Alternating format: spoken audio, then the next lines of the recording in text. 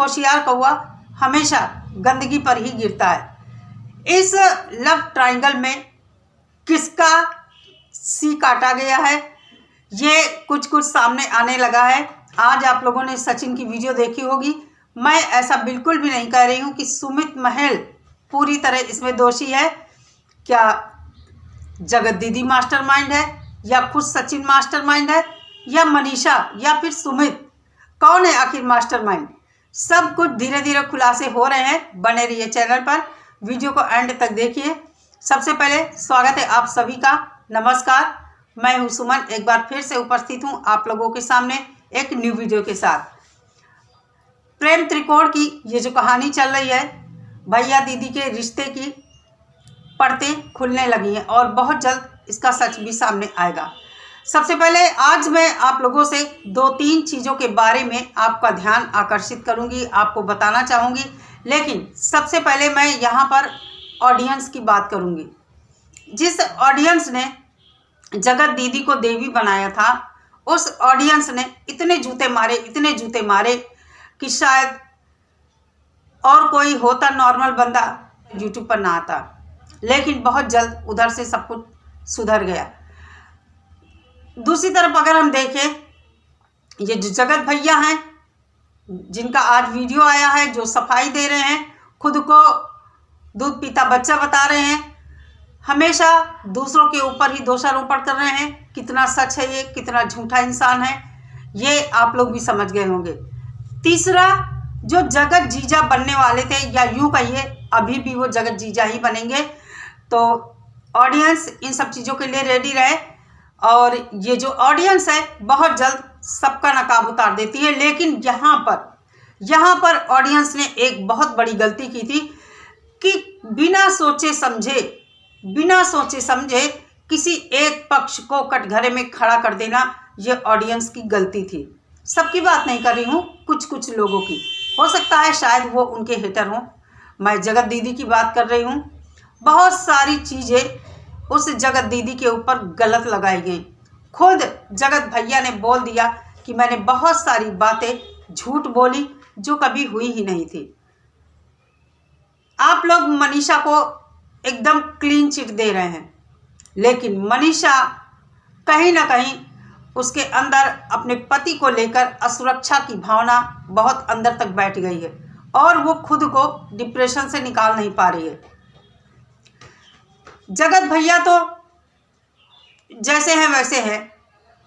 कहते हैं कि किसी का पैर एक बार जब घर से निकल जाता है तो उसे घर में अच्छा नहीं लगता है। घर की मुर्गी दाल बराबर लगती है, तो नहीं तो और सही, और नहीं तो और सही। अभी भी ये जो जगत भैया हैं, इनकी बातों पर हमें तो बिल्कुल भरोसा नहीं है।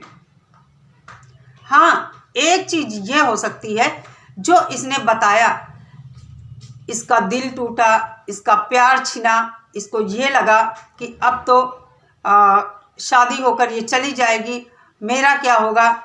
इस सिचुएशन को जो ये बयान कर रहा है कि मैंने गलत इंसान से सलाह लिया, वो थोड़ा समझ में आता है कि इंसान जब मानसिक रूप से परेशान होता है और उसको अगर कोई ऐसा हमदर्द मिल जाता है घर के बाहर का, तो फिर वो हमदर्द खुद फायदा उठाता है और सामने वाले का ऐसा सिकटता है कि वो कहीं का नहीं रहता है।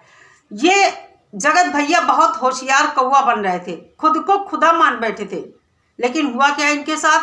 औंधे मुंह इनको गिरा दिया गया। मैं ऐसा नहीं कहूँगी कि इसमें सुमित का ही सारा दोष है, जगत भैया का भी बहुत बड़ा गेम है और सबसे ज़्यादा इसमें गलती मनीषा की है।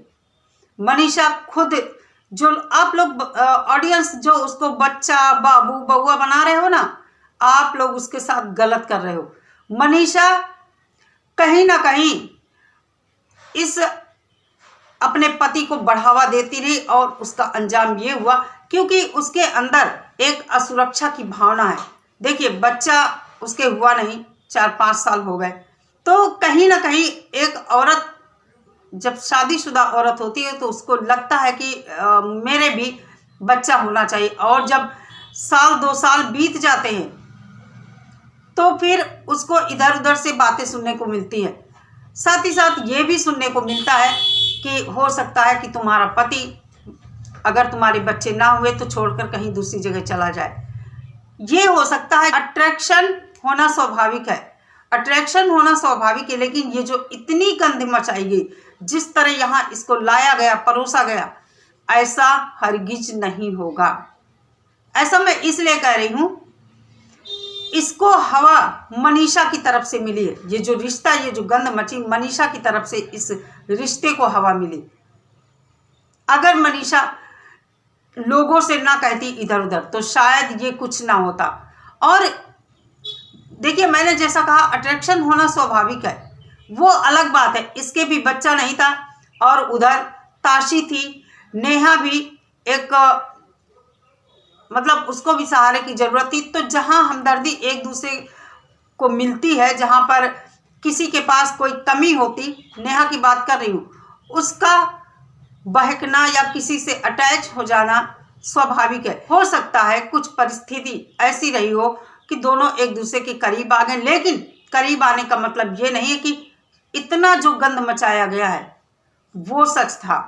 खुद इसने कबूल लिया कि जो था ही नहीं वो मैंने कहा। जगत दीदी की बात रही, जगत दीदी इतनी कॉन्फिडेंट क्यों है? लोगों को यही लगा कि बेशरम, निर्लज्ज, बेहया इतनी जल्दी कैसे ये मूव ऑन कर सकती है, क्योंकि उसके पास सच्चाई है। इस रिश्ते की सच्चाई उसके पास होगी और बहुत सारी चीजें, बहुत सारे प्रूफ होंगे उसके पास, जो वो अपने को सच साबित कर सकती है। खैर, जो भी होगा, अब इसमें बहुत तगड़ा वाला जो सी कटा है, किसने काटा है? जगत जीजा ने या जगत दीदी ने? तो एक बात आप लोगों को समझनी चाहिए कि जगत दीदी तो जा ही रही थी शादी करने, लेकिन ये जो जगत जीजा है, इनका क्या फर्ज बनता था कि ये अपनी पत्नी की बुराई उससे कहें। और जिस तरह वो बता रहा कि सोशल मीडिया पर उसने कहा कि तुम हर चीज लाओ, तो नेहा इसमें मास्टरमाइंड है। तो अगर हम ये देखें कि जगत जीजा ने ऐसी बातें कही तो क्यों कही? एक चीज ये भी हो सकती है, हो सकता है ये सब प्री प्लान हो कि ऐसा कुछ हंगामा क्रिएट किया जाए कि अच्छे व्यू आए, अच्छा पैसा बने, अच्छे डॉलर आए। ये भी हो सकता है। और ये सब कौन करवा सकता है? ये सब जगत दीदी करवा सकती, पैसे के लिए। फिर मैं कहूँगी ये रिश्ता इतना गंदा नहीं होगा। इस रिश्ते को गंदा जानबूझकर बनाया गया है, पैसे के लिए, कंटेंट के लिए। ऐसे कोई भी महिला इतनी जल्दी नॉर्मल नहीं हो सकती, खासकर तब जब उसकी धज्जियां और चरित्र को लेकर सोशल मीडिया पर पूरी दुनिया में इस तरह उसको नंगा किया जाए।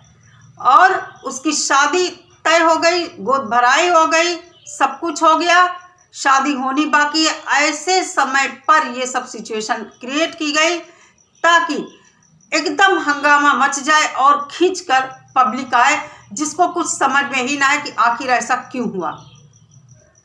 कहीं ना कहीं इसमें जगत दीदी और सुमित दोनों शामिल हो सकते हैं और इस होशियार कौवे को दूध की मक्खी की तरह निकाल फेंकना चाहते हो।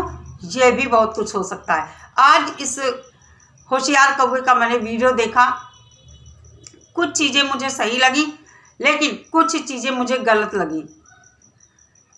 ये अपने को निर्दोष बता रहा है, लेकिन ये बिल्कुल निर्दोष नहीं है, दोषी है। इसकी गलती ये है, इसका एक झूठ मुझे ये लग रहा है। एक चीज़ इसकी मुझे समझ में नहीं आई कि इसके परिवार वाले ज़्यादा इसके सगे थे या सुमित इसका ज़्यादा सगा था।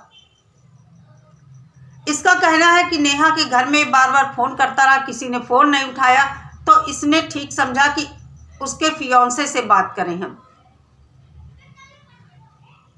क्यों भाई, तुम्हें नहीं पता था कि उसकी शादी टूट सकती है?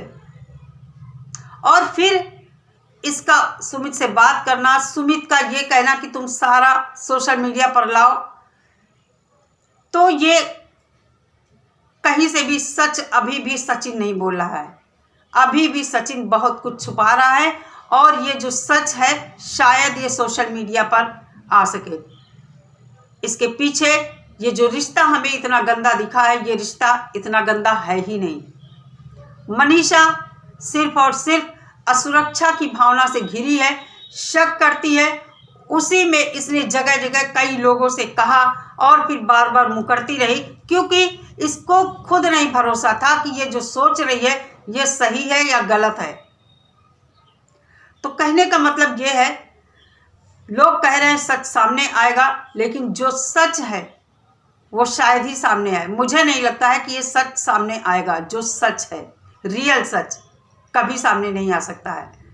तो इसमें सी कटा है होशियार कौवे का, जो जगत भैया है, जो खुदा मान रहे थे। ऐसी पटकनी इनको मिली है, ऐसी पटकनी मिली है कि शायद अब ये किसी के साथ इस तरह का काम करेंगे, बहुत सोच समझ कर करेंगे। मनीषा बेवकूफ़ लड़की है। बेवकूफ़ मैं इसलिए कह रही हूँ, उसको अपने फ्यूचर का स्टैंड लेना चाहिए। और ये अगर इसी तरह शक करती रही पूरे जीवन ये परेशान रहेगी। इसको खुलकर बात करनी चाहिए सचिन से और अपने घर परिवार वालों से, ताकि सचिन की बातें उसके सामने कुछ निकल सके। वो अगली के बारे में क्या सोचता है, किस हद तक सोचता है। अगर उसके सामने ये बातें क्लियर होती हैं मनीषा के सामने, तो मनीषा को अपनी लाइफ का डिसीजन लेने में बहुत आसानी होगी। नहीं तो इस तरह हमेशा अभी मैं कुछ बोल नहीं पाऊंगी, अभी मैं कुछ बोलने की स्थिति में नहीं हूँ। अरे भाई, कब बोलोगी तुम? कोई मुहूर्त निकलेगा, उसके लिए भी कोई पूजा पाठ या पंडित बुलाना पड़ेगा। आज से, अभी से तुरंत अपना जीवन सेव करो और अपनी पढ़ाई लिखाई आगे करो और मानसिक स्थिति अपनी ठीक करो। ये जो असुरक्षा की भावना है, हो सकता है तुम्हारे अंदर बच्चे को ही लेकर हो। आजकल मेडिकल साइंस इतना आगे बढ़ चुका है, किसी को किसी चीज़ की प्रॉब्लम नहीं होती है। चलिए दोस्तों, आप लोगों का क्या राय है इस वीडियो के बारे में जो मैंने आप लोगों से बातें किया, कमेंट करके मुझे ज़रूर बताइए। मिलती हूँ नेक्स्ट वीडियो के साथ। सभी लोग अपना बहुत सारा ख्याल रखिए। नमस्कार।